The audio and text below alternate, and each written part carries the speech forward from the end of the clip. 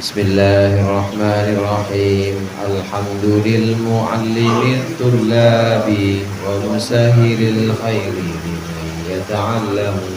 Thumma assalatu wassalamu ala nabi wa alihi wa sahbihi jayu'ubamu.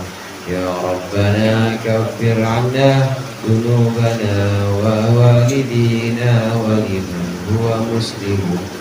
ندعوك اللهم علما نافعا ليومنا إلى الحساب يقوم. آمين آمين آمين ويا فتاح. آمين آمين آمين ويا عليم. Bismillahirrahmanirrahim. Qala al-muallif rahimahullah wa nafa'ana bihi wa bi ulumihi fid dharain amin. Faidatun, ini ada sebuah faidah, kegunaan, sebuah catatan dalam kitab yang fungsinya menjelaskan atau memaparkan satu faidah, satu manfaat. Ini kadang disebut sebagai faidatun. Ada juga far'un, far'un itu sebuah cabang pembahasan. Kalau ini faidah, satu cabang pembahasan dalam kitab atau satu bagian pembahasan yang ada kaitannya dengan pembahasan sebelumnya, namun dia mulai tema tertentu atau mulai topik tertentu. Ini masih ada kaitannya dengan kesunatan sholat. Sunnah itu lawannya makruh. Kalau wajib lawannya haram. Wajib lawannya haram, sunnah lawannya makruh. Nah, yang tengah-tengah namanya mubah. Mubah itu halal. Bismillahirrahmanirrahim. Yukrahu lil musalli, makruh lil musalli untuk orang yang sholat. Apa adzikru wa ghairuhu? La. Lil musalli untuk orang yang sholat, adzakari wa ghairihi, yaitu orang laki-laki maupun orang selain laki-laki. Makruh tarku syai'in, meninggalkan sesuatu min sunani sholati, dari sunnah-sunnahnya sholat. Qala, berkata syekhuna, siapa guru kami, wa fi umumihi, dan dalam keumuman atau dalam umumnya kemakruhan itu nadharun, ada pendapat.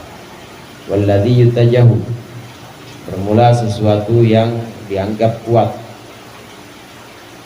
Pendapat yang dianggap kuat itu takhsisuhu, mengkhususkan makruh bima warada fihi nahyun, dengan sesuatu waroda yang telah sampai fihi di dalamnya apa nahyun, larangan, au khilafun fil wujubi, atau khilaf pertentangan fil wujubi dalam wajib. Kalau kita kemarin sudah membahas tentang sunnah-sunnahnya sholat, diantaranya sunnah sholat itu memandang tempat sujud sunnah, kemudian merenungkan makna-makna yang kita baca, baik makna zikirnya maupun makna Al-Qur'annya sunnah.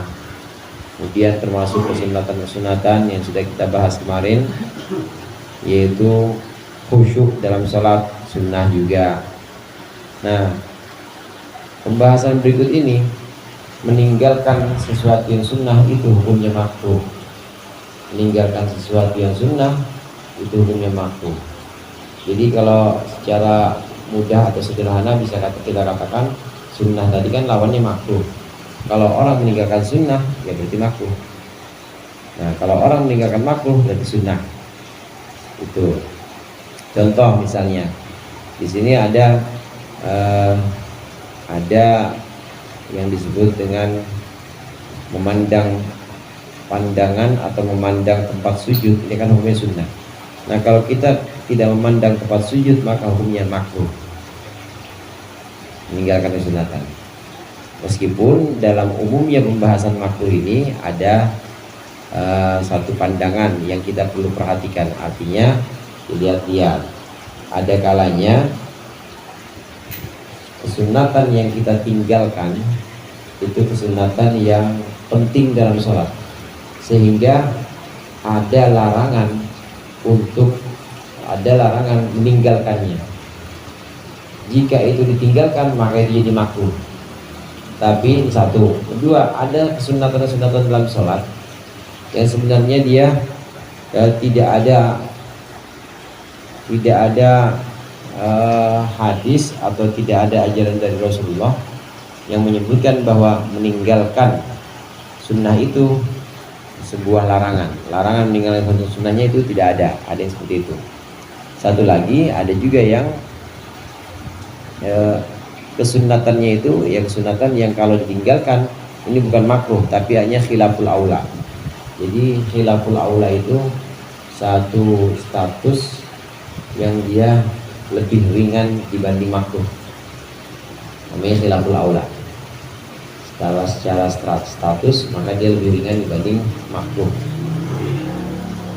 Kita lihat contoh-contoh dalam kesunatan salat. Memandang tempat sujud ini hukumnya sunnah. Kalau ada orang sholat matanya kemana-mana, nggak melihat ke tempat sujud, tapi ngelihat ke teman yang depannya, ada tulisannya chat Nippon apa tulisannya ya partai.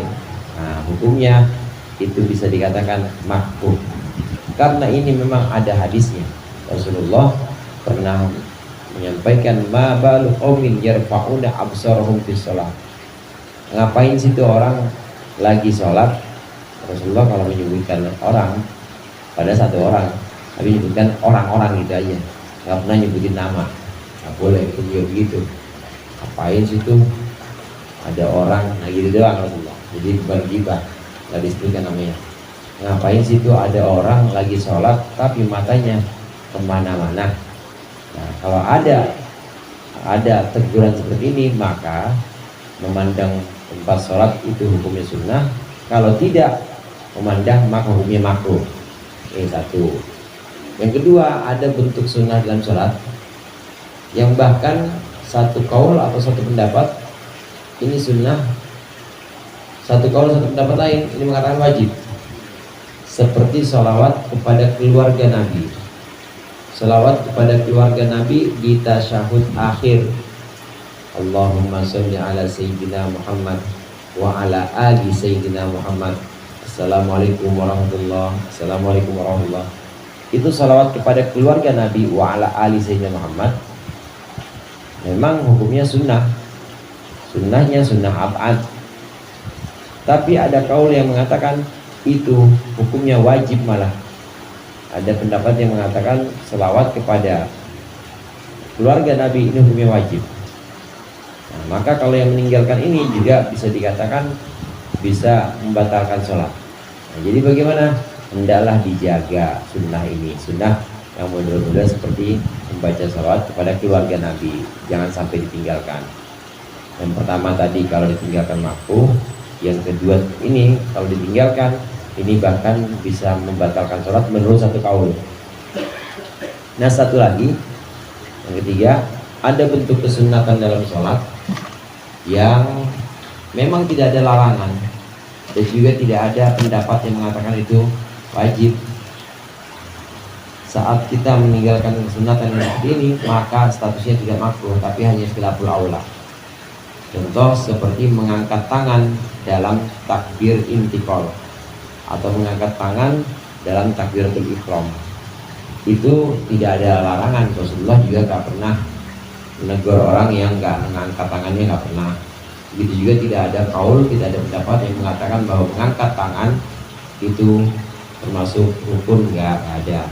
Jadi kalau meninggalkan raf'ul yadain, tidak mengangkat tangan saat kita sholat, maka hukumnya bukan makruh dan juga bukan membatalkan sholat, bukan, tapi hanya khilaful aula. Tadi saya katakan khilaful aula itu lebih ringan dibanding makruh, hanya khilaful aula. Ada orang sholat Allahu Akbar dari sini aja, Allahu Akbar, sah sholatnya. Makruh enggak juga, khilaful aula. Khilaful aula itu lebih ringan dibanding makruh. Khilaful aula itu kalau arti harfiahnya kurang bagus gitu aja, kurang bagus. Sami Allahu liman hamidah, Sami Allahu liman hamidah, langsung gini aja dia ngangkat, bukan makruh tapi khilaful aula. Tapi kalau model seperti ini, memandang tempat sujud, ini orang matanya kemana-mana, maka ini makruh, bisa statusnya makruh. ya, jadi lebih berat dibanding tilawah. Bahkan kalau model sunnahnya seperti membaca selawat kepada keluarga Nabi, maka ini bisa membatalkan sholat menurut satu kaul. Karena menurut kaul itu membaca selawat kepada keluarga Nabi pada tasyahud akhir itu termasuk wajib. Jadi banyak macam-macam kesunatan di sini.